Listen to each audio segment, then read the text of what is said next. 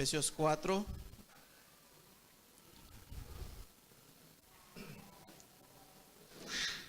Estamos con la parte práctica, amén. La parte práctica de la carta de Efesios es la parte práctica, lo que la iglesia debe practicar, amén. Dijimos que para practicar las cosas de Dios debemos conocer a Dios. No solamente conocer a Dios, sino también creer en sus palabras. Y tercero, confiar en sus promesas. Amén. No solamente escuchar, sino también creer y por último confiar. Cuando yo obedezco a Dios es porque confío en Dios. Amén. Entonces Pablo, dándole la doctrina de las riquezas en Cristo, ahora sí les instruye a los efesios a que ahora practiquen. Tienen el poder para hacerlo, tienen el Espíritu Santo. ¿Se acuerdan Efesios 1:14? Las arras ya tienen la garantía, tienen el sello del Espíritu, pueden hacerlo, no hay excusa, ya pueden hacerlo. También Pablo dice que no lo van a hacer perfectamente, ningún cristiano va a obedecer perfectamente todo el tiempo. De eso no vamos a rendir cuenta, hermanos, de que no hemos sido perfectos. Dios no nos pide perfección porque sabe que es imposible. Dios pide que avancemos en parecernos a Cristo, que hagamos algo que es como que agarremos la escoba y barramos ya, trabajemos, hagamos algo con nuestra vida espiritual. Y de eso está hablando el capítulo 4, fíjense, de una nueva vida, versículo 17. Hay una nueva vida, dice el título seguramente en tu Biblia también, hay una nueva vida en Cristo, hay algo nuevo. Cuando hay algo nuevo en nuestra vida debe haber cambios también. Ser cristiano implica cambios de conducta, ser cristiano implica cambios de mentalidad. Ser cristiano implica despojarnos también de lo pasado, ¿verdad? Ir haciendo revisiones, meditaciones, reflexiones, hacer un alto en nuestra vida y decir, ¿qué falta cambiar en mi vida? ¿Qué área de mi vida no está bien? ¿Verdad? Cuando una persona cree en Jesucristo y le confiesa como Señor, hay una transformación.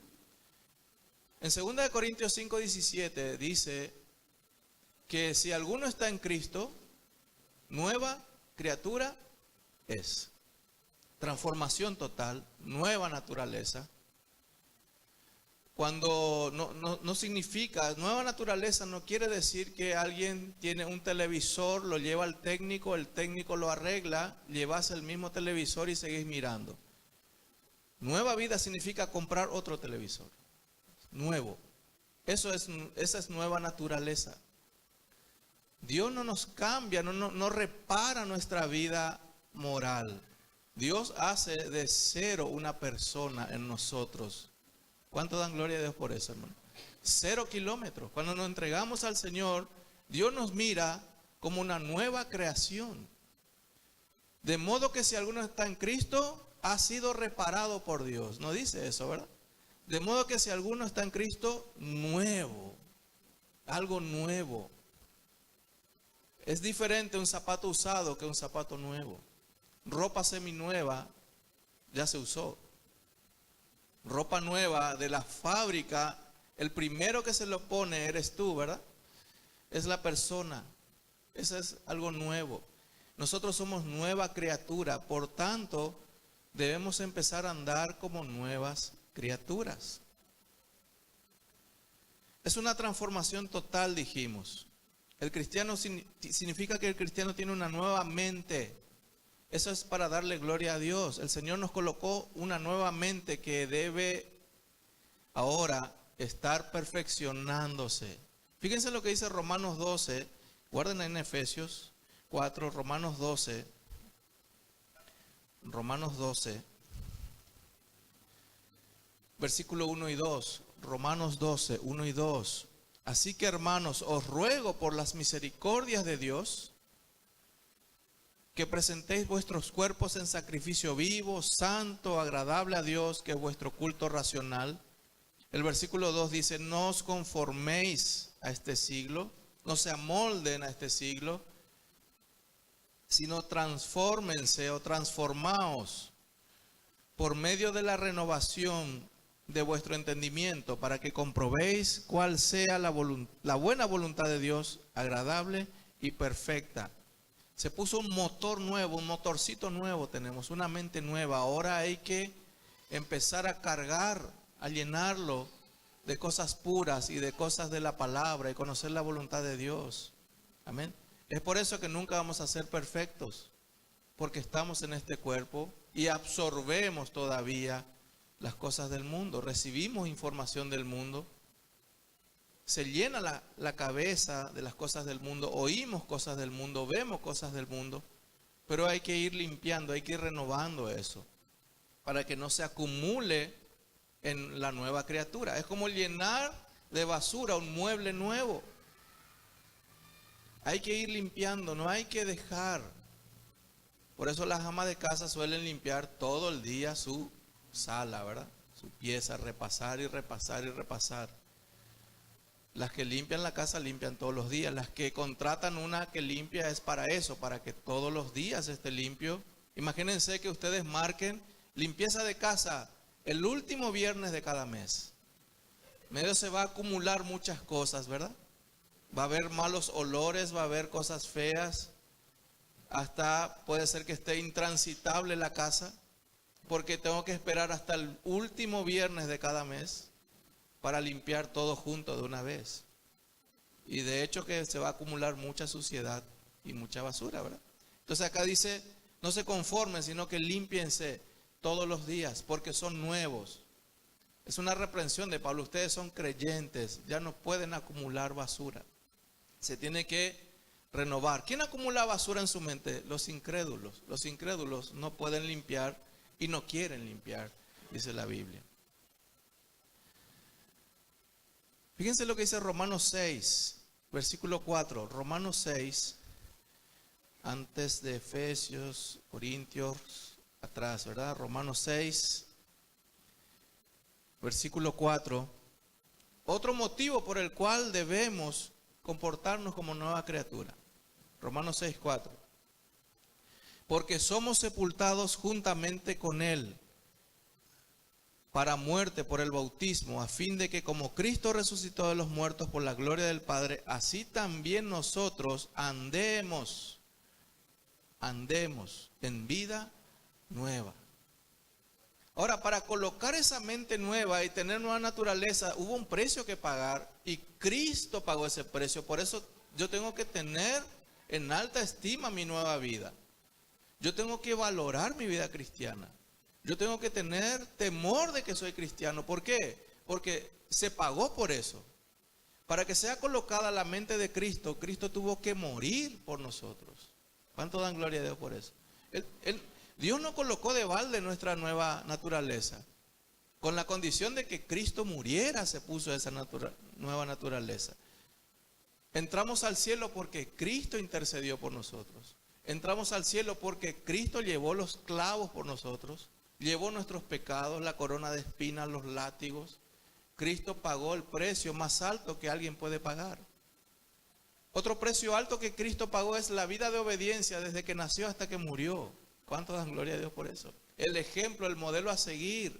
Obediente hasta la muerte y muerte de cruz. El que no pagó, el que no le hizo daño a nadie. El que no abrió su boca cuando podía abrirla. El que menguó totalmente para que la maldad y la ira de Dios caiga sobre él. Entonces yo tengo la mente de Cristo, pero tengo que recordar, alguien pagó por mí esto. Alguien pagó. Cristo pagó para que yo sea cristiano. Amén. Entonces Pablo les da una reprimenda con amor, que ya no anden, sino que anden en vida nueva, ya no anden en vida vieja.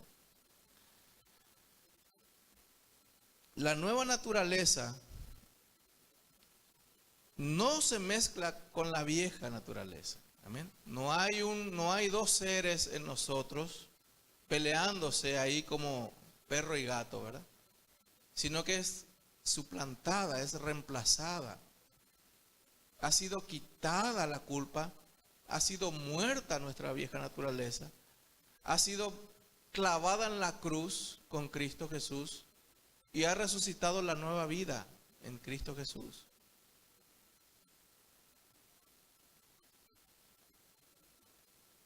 La nueva naturaleza hace que el cristiano ame la palabra. Lo primero que coloca Dios una de las virtudes o habilidades o capacidades o un don de Dios es el amor por su palabra. Y ese amor empieza así, hermanos, con un grado, 1%, y empieza a crecer sin límite. No sé si le está sucediendo en este tiempo en su vida cristiana. Una señal que se ha convertido usted es que gradualmente, despacito, va amando la palabra de Dios. O alguna vez la habrá buscado y tal vez se habrá apagado ese amor por A o B motivo, pero sí o sí le habrá sucedido que empezó a amar las Escrituras.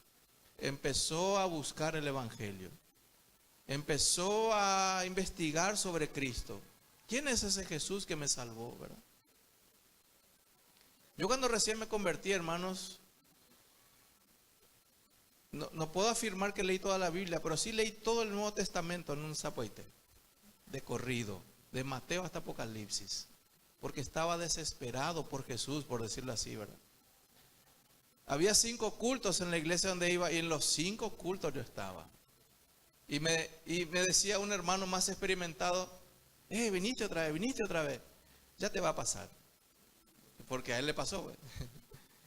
Y yo decía, me va a pasar. Yo no quiero que me pase, que me deje de pasar estas cosas. Tranquilo, bebé, sos bebé espiritual, nueva criatura, ya te va a pasar, ¿verdad? Y yo decía, así es, al principio todo contento y después me di cuenta que ya era religiosa esa persona, por eso me decía, ya te va a pasar, ¿verdad?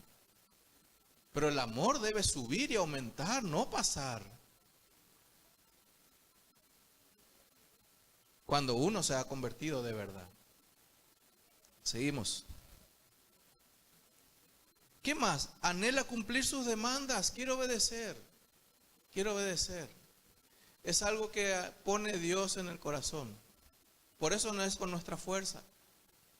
No es con ejército ni con fuerza, es con su Santo Espíritu todo. Dice en Filipenses que Él pone el deseo en el creyente. Él pone el querer como el hacer. Y uno de los deseos que pone en la nueva naturaleza es justamente amar la palabra, anhelar obedecerle. Otra cosa que sucede en el nuevo creyente es que empieza a odiar sus pecados. Empieza a darle rabia a lo que hace, ¿verdad? Cuando miente o cuando hace algo se da cuenta y se pone triste. No sé si le pasó, ¿verdad? Le hace mal. ¿Por qué? Porque la nueva naturaleza no está configurada para recibir pecados. La nueva naturaleza, la nueva mente es la mente de Cristo y Cristo rechaza el pecado. Entonces nosotros reaccionamos como Cristo reacciona. Es el Espíritu Santo. El Espíritu Santo se entristece ante el pecado, repele el pecado, rechaza el pecado, no acepta el pecado. Entonces algo pasa con nosotros. Esa mente es transmitida a nuestra conciencia y nos avisa de que estamos pecando, ¿no? Y que está mal y que hay que limpiar y que hay que renovarse. Eso pasa con la nueva criatura, con el andar en la nueva vida. Y otro don importante, otro deseo que coloca Dios es que el creyente espere a Cristo cuando venga. O anhelar el cielo en todo caso. ¿A cuánto les pasó, hermanos, que se quería ir ya nomás? No porque se peleó con su señora, sino porque anhela a Cristo, ¿verdad? No porque tiene problemas, sino porque anhela a Cristo. Irse ya. ¿O no le pasó alguna vez que se dedicó un tiempo solo al Apocalipsis? ¿Cómo es el cielo? Google, ¿verdad? ¿Cómo es? Ahí quiero estar. Hay un anhelo, hay un deseo. ¿Cómo son los ángeles? ¿Cómo será la adoración? ¿Cómo voy a estar vestido? Y los jóvenes empiezan a preguntar, ¿túnicas blancas o amarillas, pastor? ¿Cómo será la corona? ¿Grande, chica? Y está bien. Eso no hay que reprimir ni reprender. Es un deseo de juventud, es un deseo de alguien que anhela, ¿verdad? Otro empieza a dibujar. Creo que así es el cielo, pastor. Y hace casitas así. ¿Viste que dice que va a haber moradas? ¿Verdad? Empieza a hacer casitas, a dibujar. Yo soy este y este es el ángel de 6 metros, ¿verdad? Anhela como una criatura irse al cielo, ¿verdad? Eso pone el Señor.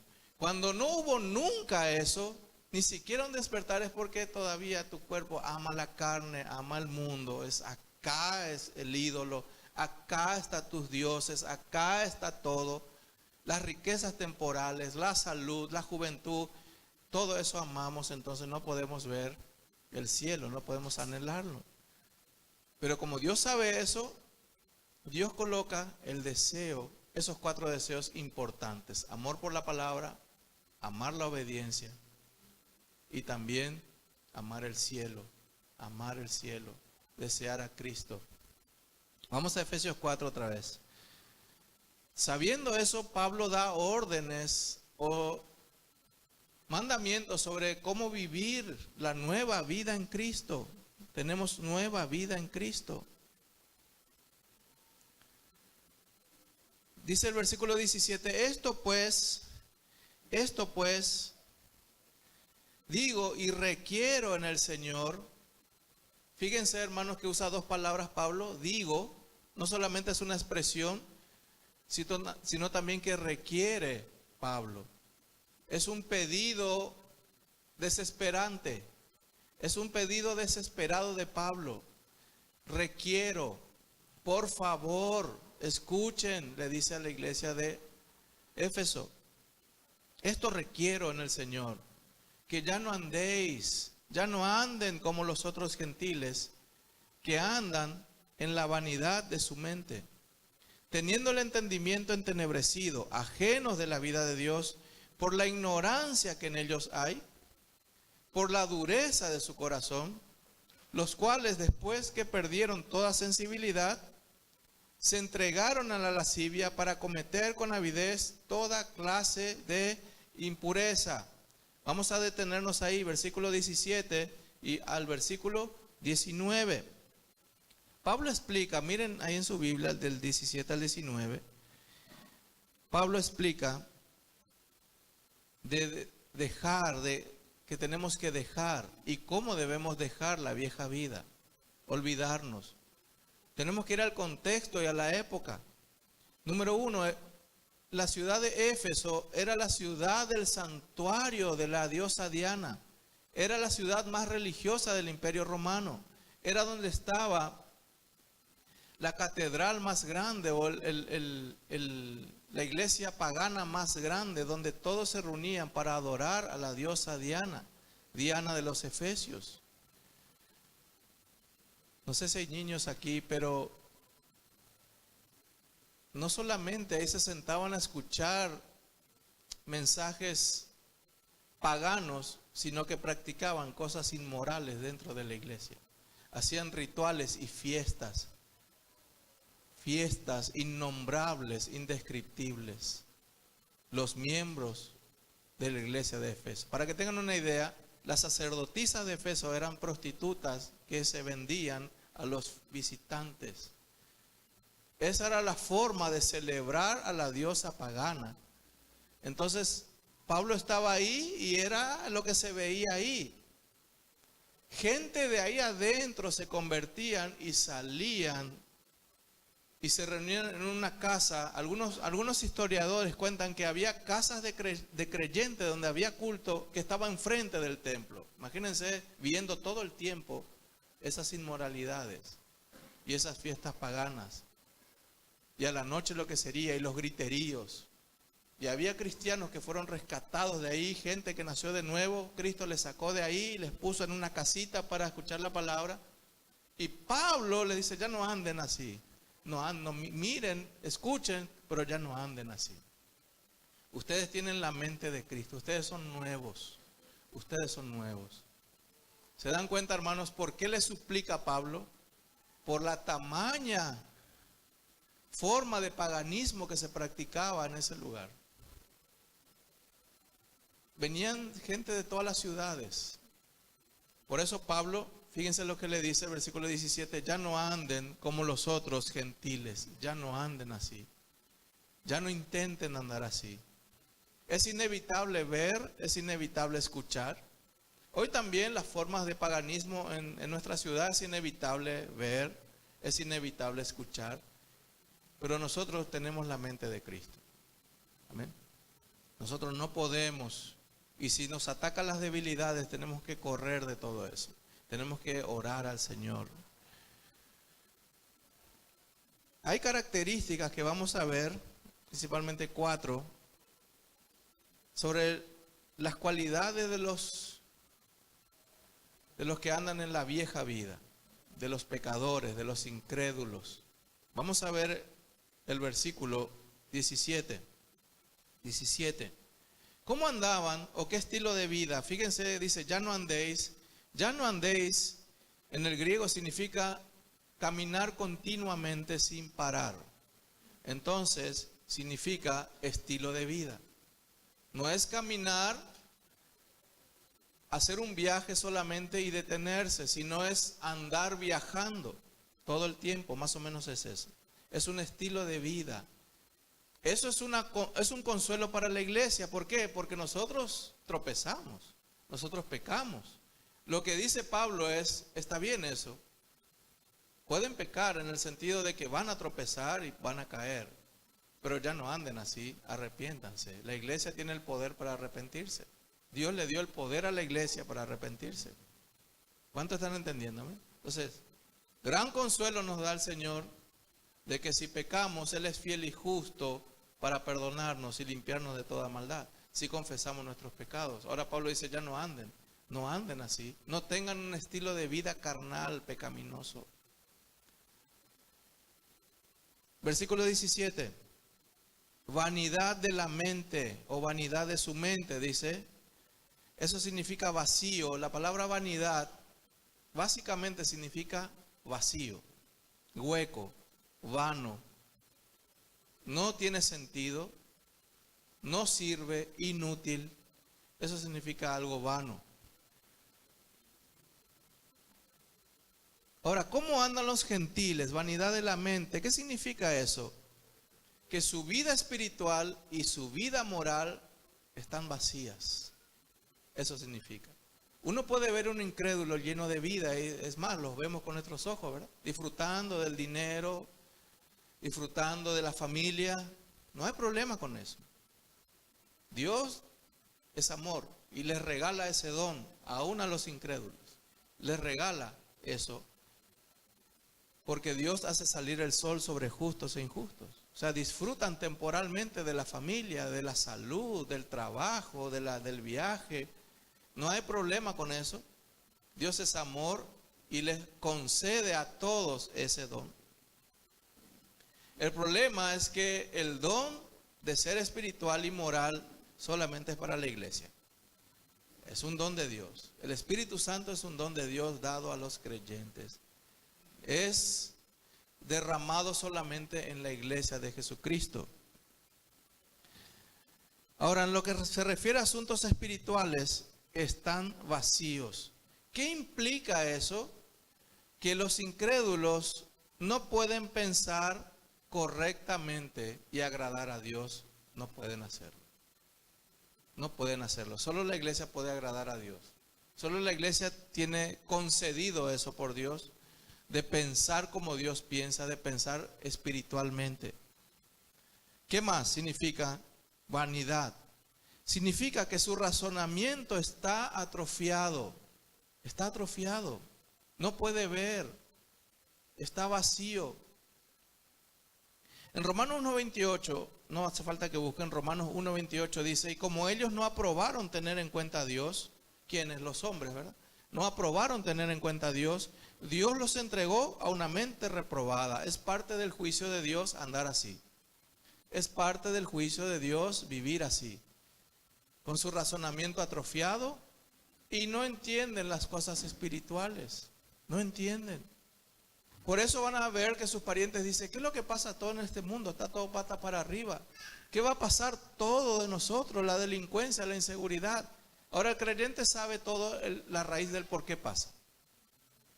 Entonces en un debate universitario, de colegio, del trabajo, en un tereré, en un café, uno puede decir lo que falta es educación en el país.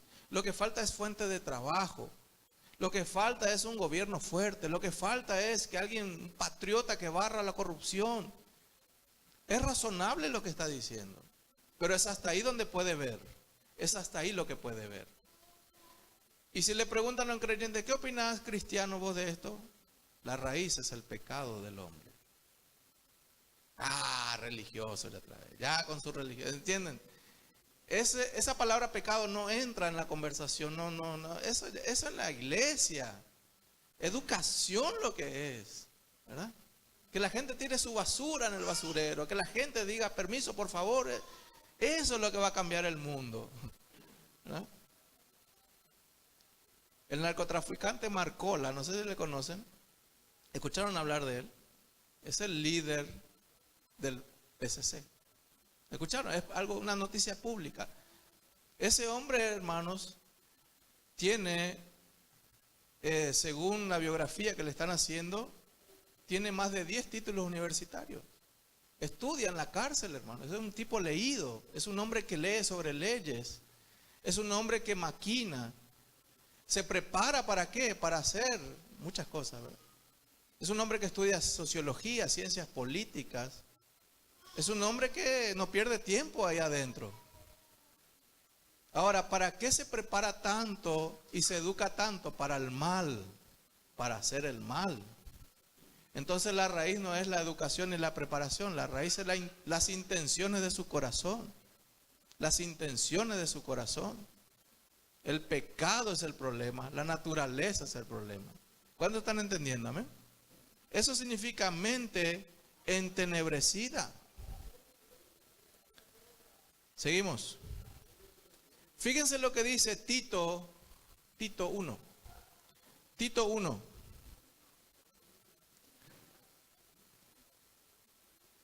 Después de Timoteo está Tito.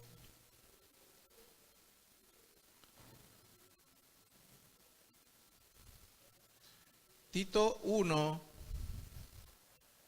versículos 15 y 16. Tito 1, 15 y 16.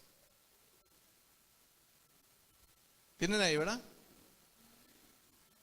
Todas las cosas son puras para los puros, mas para los corrompidos e incrédulos nada le es puro, pues hasta su mente y conciencia están corrompidas. Bien claro, ¿verdad? Versículo 16. Profesan conocer a Dios, pero con los hechos lo niegan, siendo abominables y rebeldes, reprobados en cuanto a toda buena obra. Vamos a ver el 16 otra vez.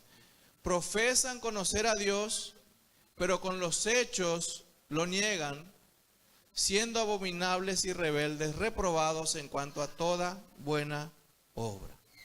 O sea, parece o manifiestan ser buena gente, pero Dios dice, con sus hechos son reprobados, no son admitidos. Seguimos. La persona que no ha nacido de nuevo, ¿cuál es la característica de alguien que no nació de nuevo? Su constancia, su constante. ¿Cuál es la constante del que no nació de nuevo? Hace todas las cosas según su propia manera de pensar. Es su propia autoridad final y sigue su propio pensamiento y no importa las consecuencias. No le importa las consecuencias. Y eso es constantemente. El cristiano puede hacer eso también. Pero el incrédulo es su estilo de vida. No andéis, es su estilo de vida. A mí nadie me va a cambiar. Yo soy así. ¿Ya escucharon esas palabras? Acá mando yo hago como quiero, yo decido, yo hago. O sea, no tienen en cuenta a Dios. Y porque no tuvieron en cuenta a Dios, Dios les dio una mente reprobada. Qué tremendo, ¿verdad? Ese es el castigo para el que piensa así y quiere andar así. Bueno, anda por tu cabeza, dice Dios, y te alejo de mi presencia. Y si sigue así la persona, hermanos, entonces eso está marcado para el infierno ya, ¿verdad? ¿Por qué? Porque es duro de corazón y no quiere. Va hasta las últimas consecuencias. Seguimos. Entonces al final, este hombre o esta persona continúa vacío, sin propósito y sin sentido. Todo lo que hace no tiene sentido. Todo lo que haga, hermanos. Todo lo que compre y lo que venda y todo lo que consiga. todos los títulos que obtenga y toda la salud que pueda tener, toda riqueza y fama, que es el deseo de la mayoría de las personas, ¿verdad? Deseo, fama, dinero, poder, ¿verdad? Aún si tiene una buena familia estable, aún si consigue hacer eso, pero no busca a Dios, entonces Pablo dice, está vacía su vida, anda en la vanidad de su mente. Vamos a ver versículos en Eclesiastés. Fíjense, Eclesiastés, lo que medita el rey Salomón, un hombre que lo tuvo todo. No solamente tuvo lo temporal, le tuvo al Señor también. La presencia de Dios estaba con él. La sabiduría de Dios estaba con él. Eclesiastés, Proverbios, después está Eclesiastés. Salmos, Proverbios, Eclesiastés.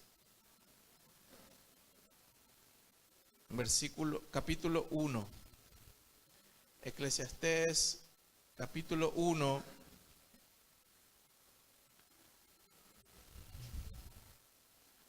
Versículo 2. Primero. Eclesiastés 1, versículo 2. Vanidad de vanidades, dijo el predicador, vanidad de vanidades, todo es vanidad. Qué tremendo, ¿verdad? Versículo 14. Miré todas las obras que se hacen debajo del sol, y he aquí, todo ello es vanidad y aflicción de espíritu. En la época de Salomón, hermanos, Salomón tenía la capacidad de crear ciudades con su propio dinero. Templos, construcciones, bibliotecas, universidades, por decirlo así, escuelas. Hermoseó Jerusalén con el dinero, con su propio dinero Salomón. Uno, si tuviera la máquina del tiempo, ahí me hubiera gustado estar para mirar, hermanos. Los jardines, los campos judíos, los caminos, las residencias reales, donde dormía Salomón, hermanos.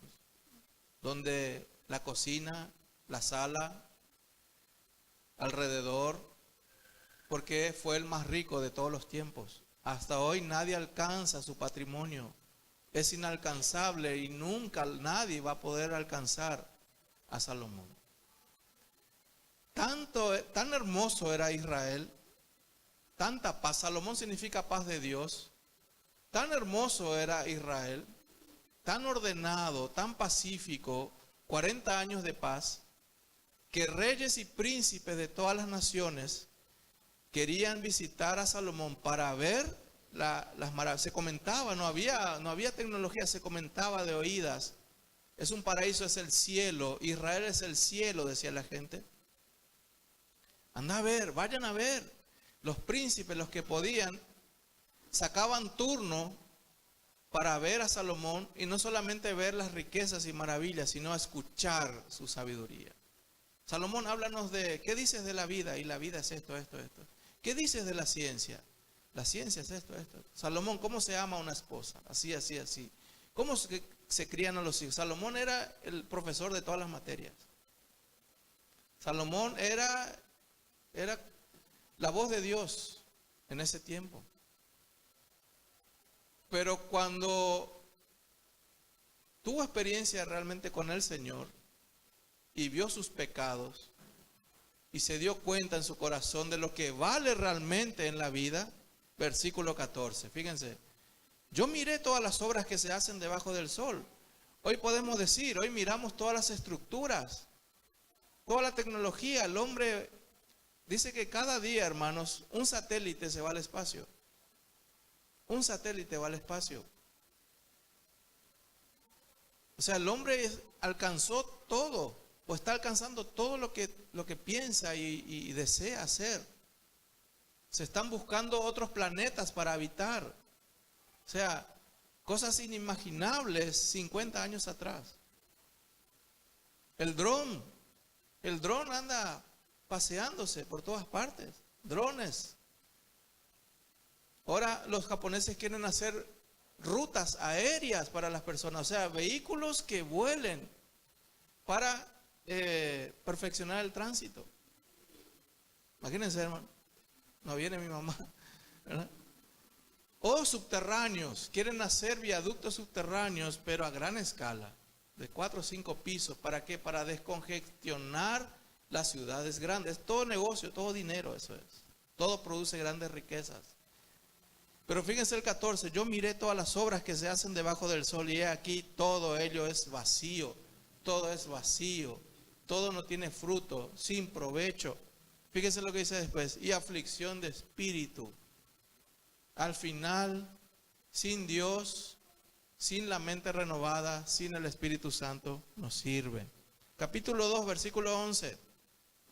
Eclesiastés 2, 11.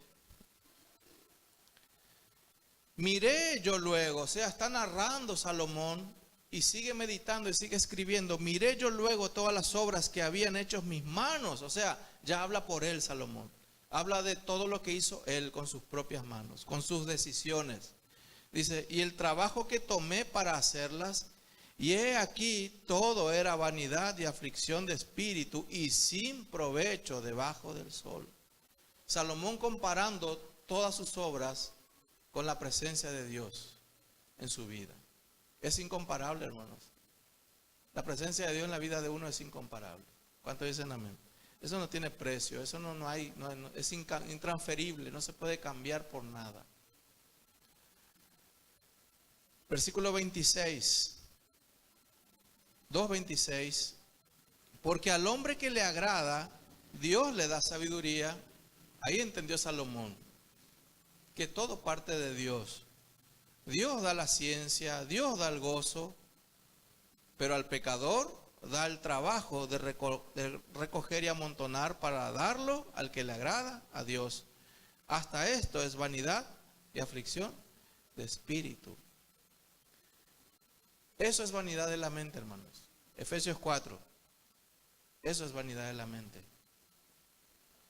Todo es lindo y gozoso y eterno si hacemos en Cristo. Todo lo que hacemos en Cristo tiene sentido. Lo que hacemos sin Cristo no tiene sentido. ¿Qué más? Segundo, ignorantes, versículo 18. Hay una mente entenebrecida y son ignorantes a Dios, ajenos de la vida de Dios por la ignorancia. ¿Por qué están alejados de Dios? Por la ignorancia. La palabra ignorante es más ofensiva que la palabra pecador. Haga la prueba si quiere. Dígale a alguien que es ignorante. Le va y agáchese por si. El orgullo, tocaste la llaga, tocaste ahí punzaste el orgullo, que en el centro del orgullo tocaste ahí. Hola tío, eres ignorante, ¿verdad? Pecador hasta, sí, soy pecador, ¿verdad? Pero ignorante es una palabra muy fuerte, es una humillación devastadora decirle a alguien eso. Ser humillante, ser ignorante. Pero la Biblia dice aquí que la persona es así. Ahora, el pecado y la ignorancia van de la mano.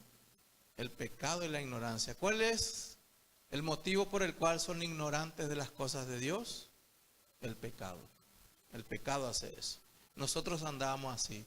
En la música que cantamos, en densa oscuridad. ¿Qué es densa oscuridad, hermano?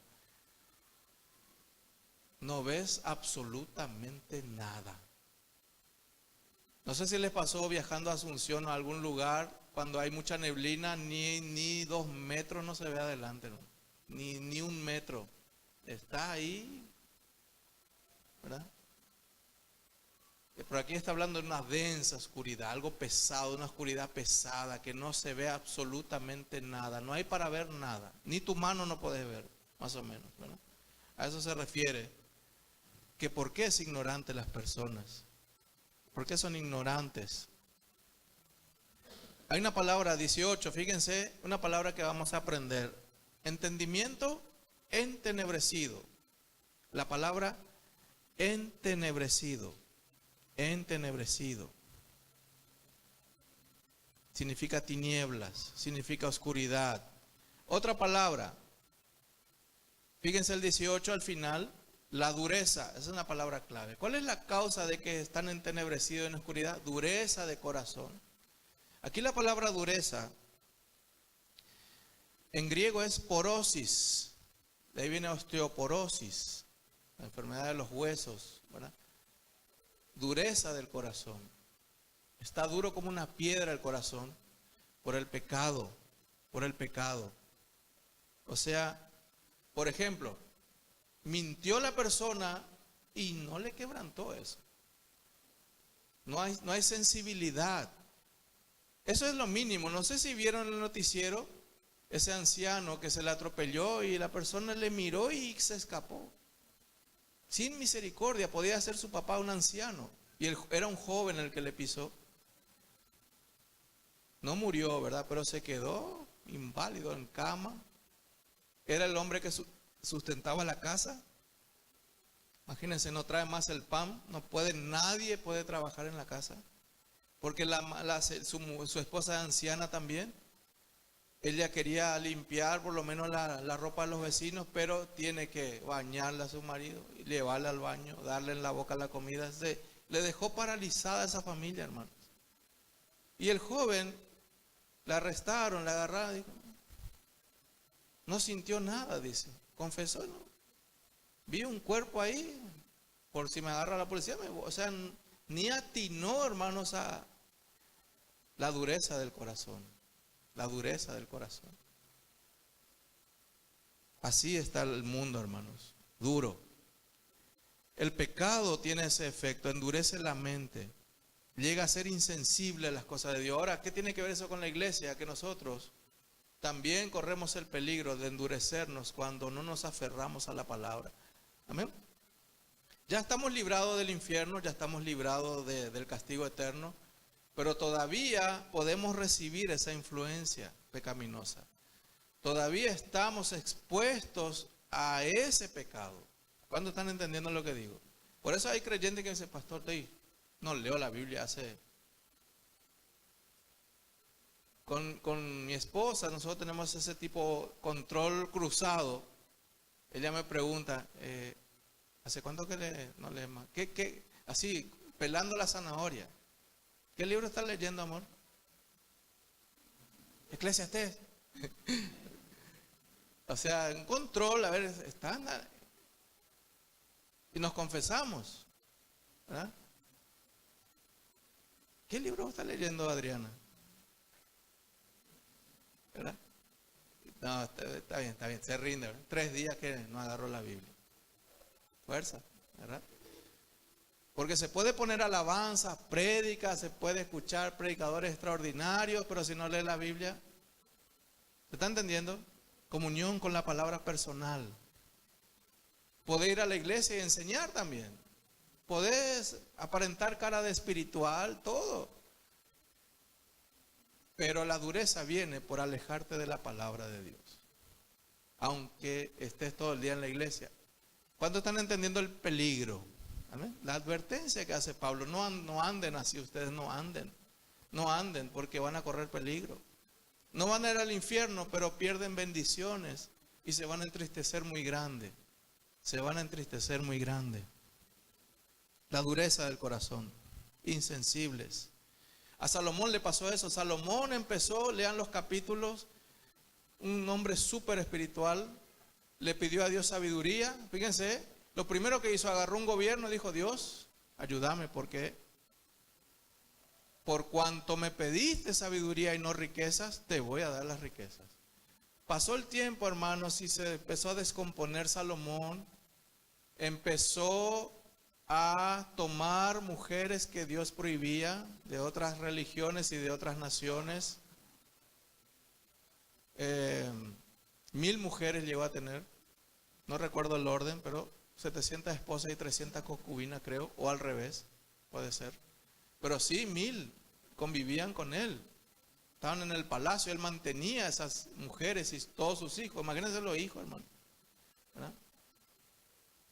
Se descompuso en esa parte. tanto que se entenebreció su corazón, empezó a adorar a Dios y también a hacer templos para sus esposas de su religión. Él hacía eso. Amor, haceme el templo a Baal. Bueno, ¿de qué querés? De mármol. Ya, y la mujer ahí, ¿verdad? Poneme en este cuadro. Bueno, mi amor. Venid al culto también. Mañana tenemos culto a Baal y Santa Cena. Santa Cena en culto de Baal. No, primero con Jehová y después empezó ya a mezclarse. Ya empezó a andar insensible Salomón. Llega al capítulo 12 y dice: esta es la vida cristiana. Obedezcan a Dios. Obedezcan a Dios. Lo demás es vanidad.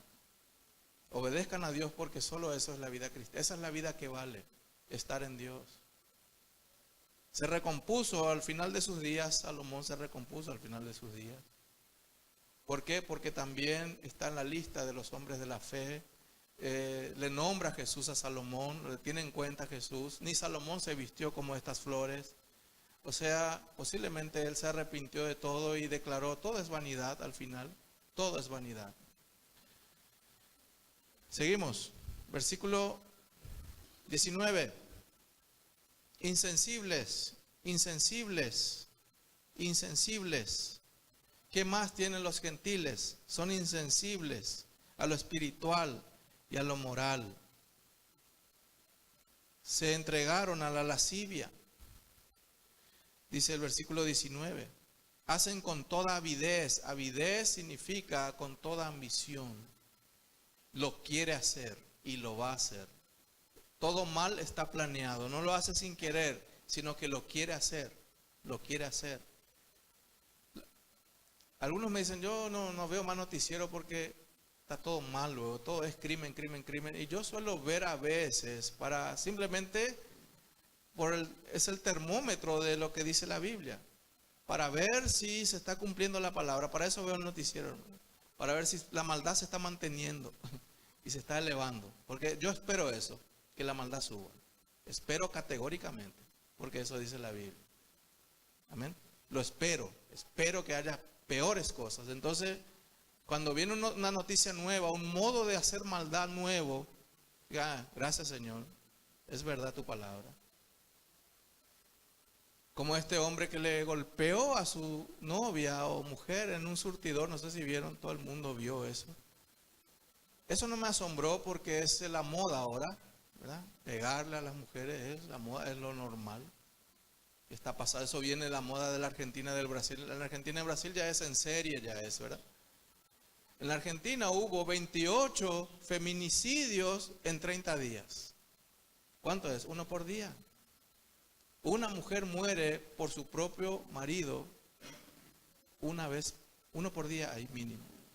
Entonces le estaba golpeando y miraba el video y decía otra vez la reportera que no solo ahí le pegó, sino que también fuera de cámara, a la vuelta del surtidor le siguió golpeando. Yo me fui al surtidor, ya sé dónde queda. Me fui a ver dónde lo que es, ¿verdad? Y pasé, estacioné acá, ¿verdad?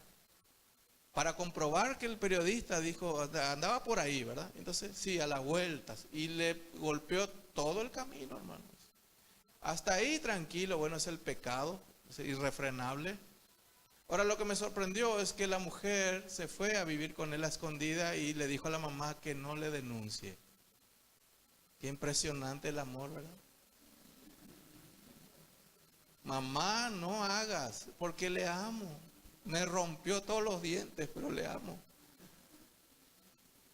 Fíjense lo que dice el 19. Insensibles. Todos los parientes le hablaron para dejarle, ¿verdad? El papá de la chica quería matarle al novio y le atajaron. Él confesó, yo tenía ese deseo, estaba planeando cómo hacer para matar a ese hombre. Estaba en su mente, lo pensó y lo confesó. Yo le dije nomás, o denunciarle o yo voy a ver la forma de eliminar a ese hombre. O sea, iba a pagarle a alguien seguramente, ¿verdad? Qué tremendo todo lo que pasa, ¿verdad? Y en nuestra ciudad, no es en Siria ni en otro lado, es en nuestra propia ciudad. Versículo 19, perdón. Lascivia. Otra característica de andar como el mundo, de los que andan como el mundo. Lascivia, el andar mundano de los gentiles. Aselgeia en griego. Significa ausencia total de lo moral. Esto sí ya ni esconden nada. No esconden lo malo, sino que ya lo exponen y lo quieren hacer. Quiere hacer lo malo. Quiere hacer lo malo y algunos quieren hacerlo ya públicamente. Es el desenfreno de todos los apetitos egoístas. Estos ya quieren hacer.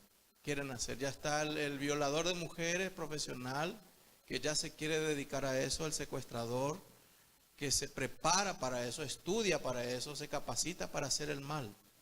Lo que pasó en el robo grande que hubo, ¿verdad? Eso se maquinó meses. O sea, no hay freno. Nadie ahí del grupo dijo, estamos haciendo mal, el robo es pecado, ¿verdad? No, ¿cómo hacer para explotar? ¿Y cuánto tenemos que matar? ¿Y cuál es el riesgo? ¿Y cómo nos vamos a escapar? Matemos a todos los policías, un padre de familia, padre de criatura. Pero las bombas van a explotar las casas de alrededor y eso no importa. Y si hay un bebé durmiendo abajo y se cae todo el escombro, no importa eso. Qué tremendo, ¿verdad? Esas son las personas lascivas. Ya no hay freno.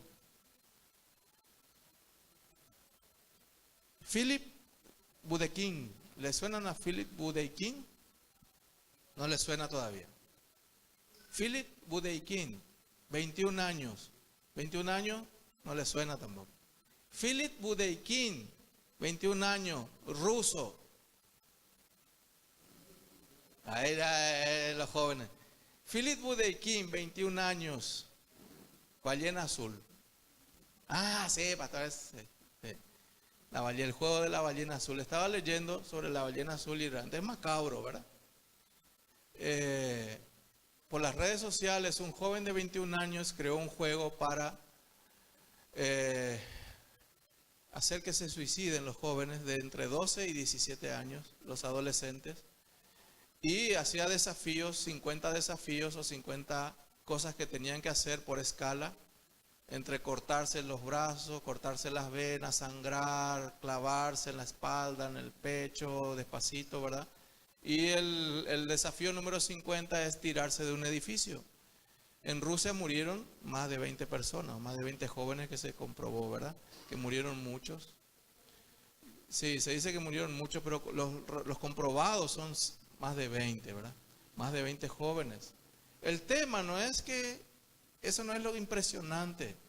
Lo impresionante es cuando le agarraron en noviembre, le detuvieron y declaró, y él dijo que no estaba arrepentido y que él quería limpiar un poco la sociedad inmunda en que vivimos.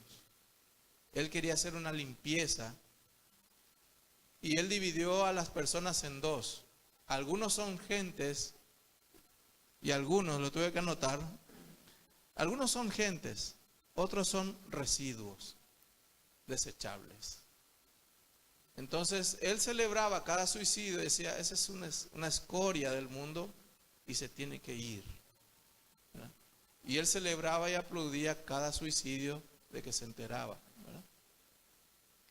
Eso es lascivo, desenfreno. A eso nos estamos enfrentando, hermanos. Eso estamos viendo y viviendo en este tiempo. Hay un aumento de la corrupción, hay aumento de las enfermedades mentales, hay aumento del suicidio, hay aumento de conversaciones tontas y sin sentido. No sé si ustedes escuchan en los restaurantes y eso es lo que conversa la gente, hermano. Lo que se conversan en la universidad y todo. No tiene sentido lo que conversamos o lo que conversa el mundo. No tiene propósito y sin valor. Hay aumento de la violencia. Hay codicia para satisfacer el ego. Subió la codicia de la gente. Por tanto, sube la inseguridad. Sube la codicia. Versículo 20. Ahí entra la iglesia, hermanos. Vamos terminando. Versículo 20. Ahora nosotros, ahora la iglesia, ahora los creyentes, nosotros debemos ser diferentes. Mas vosotros no habéis aprendido así a Cristo. Gloria a Dios. Nosotros no aprendimos así, hermanos. No tenemos que jactarnos de nada. Nosotros éramos como el mundo también. Ahora, nosotros aprendemos de Cristo ahora. ¿Qué implica eso y qué significa? Primero, que somos salvos. Nosotros somos salvos. ¿Qué es una persona cristocéntrica, hermanos? Es un paquete. La persona cristocéntrica, número uno, es salva. Cristo está en él. Segundo, implica que el centro de su vida es Cristo y todo lo que haga es para la gloria de Dios. También significa conocerlo continuamente. Eso significa cristocéntrico. Yo soy cristocéntrico. Cristocéntrico, hermano, no significa que yo estoy de acuerdo con este tipo de doctrinas sanas. Significa también que yo continúo recibiendo sus enseñanzas, que yo las acepto y que yo voy a obedecer eso, o quiero obedecer. Eso significa cristocéntrico. También significa aprender continuamente. Amén. No porque ya sé el tulip, las 5 solas, sé doctrinas básicas, ya soy cristiano, ya está, ya. ¿Listo? No, ese es el inicio recién. El inicio recién. Me abrió los ojos el Señor, pero continúo aprendiendo. ¿Cuántos dicen amén? Yo continúo aprendiendo de Cristo, yo sigo recibiendo sus enseñanzas. Yo sigo transformándome de gloria en gloria, renovando mi mente. Eso significa cristocéntrico. Lo que le dije al principio, no es solo oír sana doctrina, sino creer sana doctrina, sino obedecer sana doctrina. Eso se llama cristocéntrico y en forma continua. Ahora, en ese caminar voy a tropezar, voy a equivocarme, voy a fallar, voy a andar. Lo importante es aprender continuamente. La iglesia es la institución, hermanos, que no da certificado y no hay plazo. Somos eternos. Amén. Estamos aprendiendo siempre del Señor y vamos a continuar creciendo. Segundo, versículo 21. Si en verdad le habéis oído y habéis sido por él enseñados conforme a la verdad que está en Jesús, significa que conoce la verdad de Dios. Los creyentes conocemos la verdad de Dios. Tiene sentido nuestra vida. ¿Por qué? Conocemos la verdad de la vida, del pecado. La iglesia tiene respuesta para todo, hermanos. La justicia, conocemos sobre la gracia, la fe, la salvación, la muerte, el propósito, el significado de la existencia. Yo le pregunto a mis parientes ancianos, si te morís, ¿dónde te vas a ir? No sé. No sé si hay vida en otro, no sé si habrá vida en otro mundo. Yo creo que termino acá. Yo creo que el infierno es acá nomás luego, ¿verdad? Yo creo que todos, termina. Para la mayoría termina todo, hermanos. Ya termina todo. Por eso la desesperación de no morir. No quiero morir. Vayan al hospital, hermano, en UTI, la gente se desespera y grita, hermano, no quiero morir. Porque no sabe, no está en paz después de su muerte, no tiene, está nublada su mente a dónde se va a ir y qué va a pasar. Asistir a un creyente que se está muriendo, un creyente sincero, hermano, es fenomenal. Se está despidiendo, el Señor me espera, me voy con Él. Me voy con Él. Y se ríe, hermano, me voy con Él. Él me está esperando, mi Señor. Me voy a ir junto a Él. Qué tremendo, hermano, ¿verdad? Me voy a ir junto a Él. Llora por un lado, chao pariente, pero me voy con Él. Con mi amado, para toda la vida voy a estar con Él. Entiende la verdad de Dios. Seguimos. El significado de la existencia. Pilato le dijo a Jesús, ¿qué es la verdad? ¿Qué es la verdad? ¿Qué dijo Jesús, hermano, en otro lugar? Yo soy el camino, la verdad y la vida. Los filósofos buscan la verdad hasta ahora. Nadie tiene la verdad, dicen algunos. Esa es tu verdad, mi verdad, la verdad de aquel. Y nosotros decimos, Jesús es la verdad. Ya otra vez con tu religión. Chau. ¿Verdad? Jesús es la verdad. Seguimos. ¿Cuál es la bendición de conocer la verdad de Dios? Hay un teólogo que dijo esto. La verdad está en mí, vive conmigo y le pertenezco. Qué tremendo. Repito, la verdad está en mí, vive conmigo y le pertenezco, porque Jesús es la verdad. Amén. Jesús es la verdad. Versículo 22. En cuanto a la pasada manera de vivir, despojaos del viejo hombre, que está viciado conforme a los deseos engañosos. Esto significa, esta palabra despojaos se usaba para ya tirar la ropa que no usas más. ¿Verdad que a veces nosotros cosemos, remendamos una ropa que queremos o que queremos usar todavía, verdad? En mi época, no sé, en alguna se usaba el codo, se ponía cuerina en el codo, no sé si usaron alguna vez, en el pantalón, ¿verdad?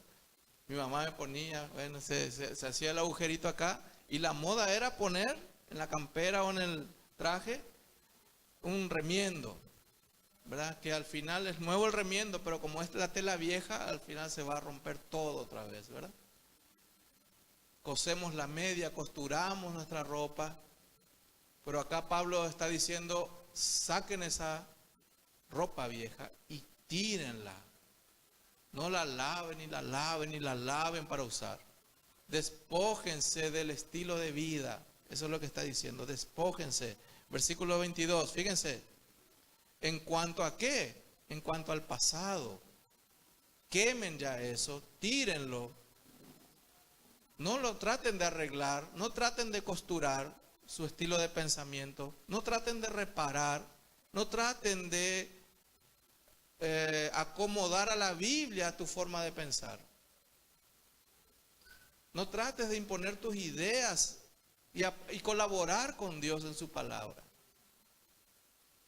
Me decía antes, un matrimonio hace muchos años, cuando enseñé un poco sobre la disciplina a los niños y cómo educar a los hijos en la casa, se me acercó y me dice, nosotros decidimos, muy linda la prédica, pero nosotros decidimos no darle chachá a nuestros hijos, no darle chachá. Resulta ser que vimos en la tele una experta psicóloga en educación y yo ya empecé a toser ya, ¿verdad? Empecé a toser porque ya sabía la respuesta. Entonces me dice, y habló maravilla la mamá especialmente, ¿verdad? Que solo hablándoles y sacándoles el celular y no ver dibujitos tal hora ya es suficiente. Entonces no, muy linda la prédica, pero no vamos a hacer eso, darle chacha a nuestros hijos. Entonces yo le dije, está bien, vos sos creyente, ustedes son creyentes. Sí, nosotros somos cristianos. Y eso va en contra de la palabra lo que vos estás diciendo. Es muy linda la idea. Y tal vez te resulta al principio y hasta haya pruebas de que resulta.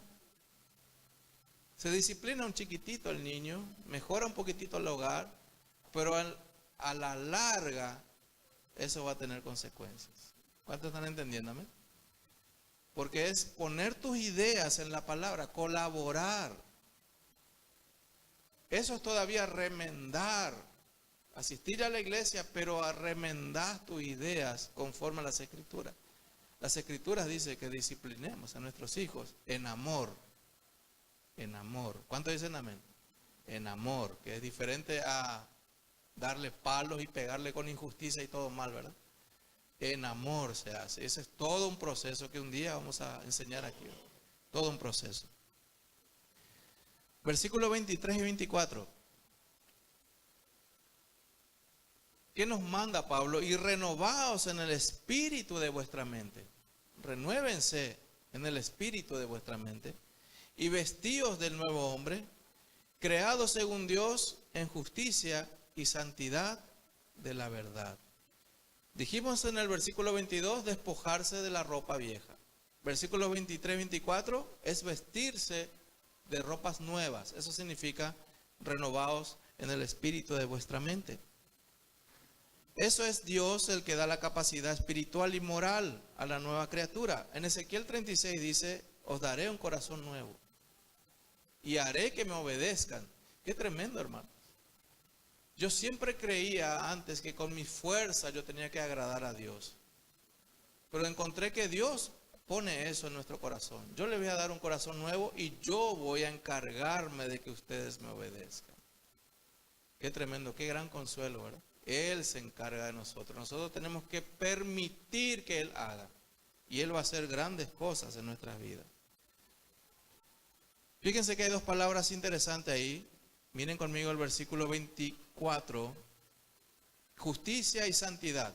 Justicia y santidad. ¿Cómo se viste el creyente de justicia?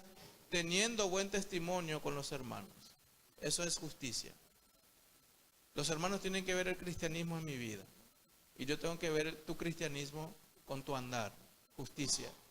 Justicia de Dios. Tengo que ver que Dios hizo justicia en tu vida, ¿verdad? Te justificó y ustedes tienen que ver en mí que Dios me justificó. Y santidad, fíjense la otra palabra, tiene que ver con la relación con Dios. Con Dios. Ahí ya tengo que andar yo en santidad con Dios, en privado, en donde me voy, lo que hablo, en mi mente. Eso es lo que quiere el Señor para nuestras vidas. Amén, hermanos. Por último, les voy a leer algo que escribió Charles Spurgeon. Charles Spurgeon escribió algo sobre este tema en una prédica que él hizo hace 150 años por ahí. Y en el año 1861, en un domingo a la mañana, en un culto en Londres, escribió esto: el cristiano es de otra raza diferente a aquellos que solamente nacieron de mujer, porque el cristiano nació también del Espíritu. Gracias a su nacimiento, él está por encima de sus semejantes, como lo está el ser humano frente a toda bestia que perece. Así como la humanidad descuella grandemente en dignidad por sobre el bruto que se arrastra, así también el hombre nacido de nuevo sobrepasa a los mejores seres mortales nacidos de mujer. Ciertamente tiene que comportarse como corresponde entonces y actuar como un escogido. También tiene que comportarse como un hombre perdonado por Dios y tiene que vivir como un hombre distinguido por la gracia soberana de Dios, porque él pertenece al pueblo adquirido por Dios. Y por lo tanto no puede revolcarse como lo hacen los otros gentiles, y ni siquiera pensar como piensa el mundo.